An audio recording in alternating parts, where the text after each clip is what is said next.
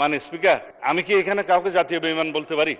1971 সালকে ভালো লাগে না রাজাকার আল বদর আল শামস তৎকালীন মুসলিম লীগ, জামাত ইসলামী, নেজাম ইসলাম এবং দালাল ও শান্তি কমিটির বিরুদ্ধে পরিচালিত যুদ্ধ, যাহার নাম মুক্তিযুদ্ধ।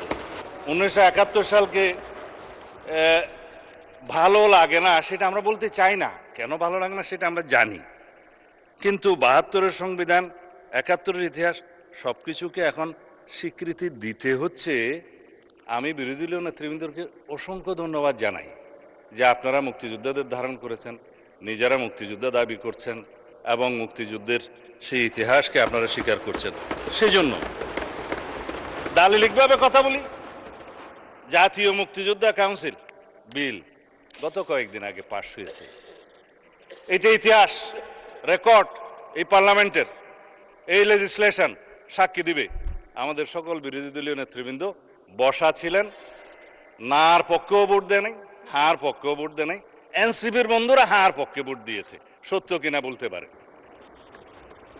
এখানে কি লেখা আছে? সাব্যস্ত ঐতিহাসিকভাবে, এই আইনগতভাবে, উভয় পক্ষের স্বীকৃতিভাবে লেখা আছে, বাংলাদেশের মহান স্বাধীনতা অর্জনের লক্ষ্যে পাকিস্তানের বিরুদ্ধে যুদ্ধ লিপ্ত হইয়া হানাদার ও দখলদার পাকিস্তানি বাহিনী এবং তাহাদের এই দেশীয় সহযোগী রাজাকার আল বদর আল শামস তৎকালীন মুসলিম লীগ, জামাত ইসলামী, নেজামে ইসলাম এবং দালাল ও শান্তি কমিটির বিরুদ্ধে মুক্তিযুদ্ধে সক্রিয় অংশগ্রহণ করিয়াছেন। এই সকল বেসামরিক নাগরিক উক্ত সময়ে যাহাদের বয়স সরকার কর্তৃক নির্ধারিত নিম্ন বয়সের সর্বনিম্ন বয়সের মধ্যে এবং সশস্ত্র বাহিনী, east Pakistan rifle, EPR, police বাহিনী, মুক্তি বাহিনী, প্রবাসী বাংলাদেশ সরকার ও উক্ত সরকার কর্তৃক স্বীকৃত অন্যান্য বাহিনী, নৌ কমান্ডো, কিলো ফোর্স, আনসার সদস্য এবং বাংলাদেশের নিম্ন বর্ণিত নাগরিকগণ বীর মুক্তিযুদ্ধে অন্তর্ভুক্ত হইবেন। তার মধ্যে বীরঙ্গনা হয়েছে, নার্স, ডাক্তার, চিকিৎসকদেরকেও বলা হয়েছে। এটার নাম হচ্ছে বীর মুক্তিযোদ্ধার ডেফিনিশন। ইতিহাস সাব্যস্ত হয়ে গিয়েছে, সম্মত হয়েছে। এটা নিয়ে যেন আর কখনো বিতর্ক আমরা না করি জাতীয়ভাবে, এই অনুরোধ থাকলো। বিভক্তি আর চাই না, স্বীকৃত দলিল। মুক্তিযুদ্ধের ডেফিনিশনে কি বলা হয়েছে?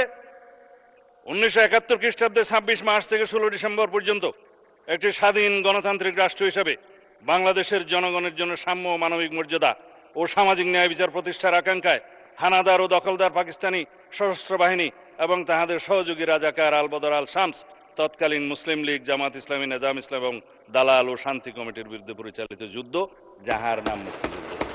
সাব্যস্ত হয়ে গিয়েছে, ফেলে দিলাম মাননীয় স্পিকার। আর কখনো কথা বলার প্রয়োজন নাই। এখন বাংলাদেশের ইতিহাস নিয়ে যদি আমি কথা বলি 1971 থেকে 2026 পর্যন্ত, এগুলো অনেক কথা ঘাটাঘাটনি হবে। অনুরোধ করেছেন আমরা যেন ওইদিকে না যাই। আমি বিস্তারিতভাবে বলবো না, সম্মত হয়েছি। কিছু কথা রেকর্ডে না রাখলেই নয়। সেজন্য মানে স্পিকার, আমি কি এখানে কাউকে জাতীয় বেঈমান বলতে পারি? এটা অসাংবিধানিক হবে। হ্যাঁ, ঠিক আছে।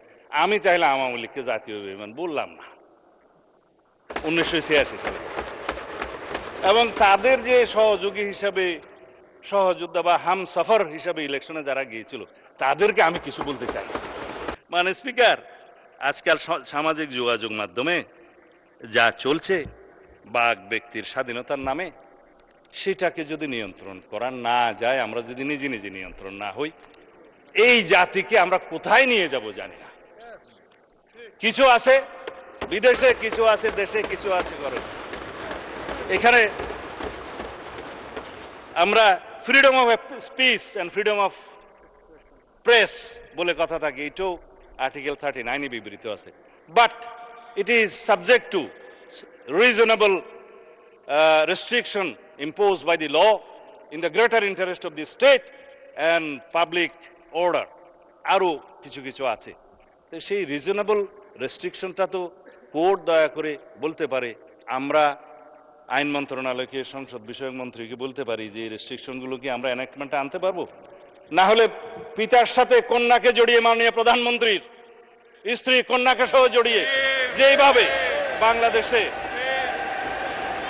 এই স্বাধীনতার নামে যেভাবে কুৎসিত কলঙ্কিত ধারা হচ্ছে, এটা বেশি দূর এগোতে পারবে না মাননীয় স্পিকার। আমরা পারবো না। আমাদের কালচারটা নষ্ট হয়ে যাবে, সামাজিক সোশ্যাল হারমোনি নষ্ট হয়ে যাবে, রিলিজিয়াস হারমোনি নষ্ট হয়ে যাবে। আমাদের এখানে অনেক কিছু অনাচার হবে। সেই জন্য অনেক সময় মাননীয় স্পিকার আমরা বলি যে আমরা তো কাউকে উল্লু ডাকতে পারি না এই সংসদে, মহান সংসদে পারি না। কিন্তু এখন যে পরিমাণে দেখছি আবারও যে बर्बाद गुलिस्ता के लिए एक ही उल्लू काफी है। तो अभी घर घर बोले जे अगर हर शाख पे उल्लू बैठे हैं तो अंजाम गुलिस्ता क्या होगा।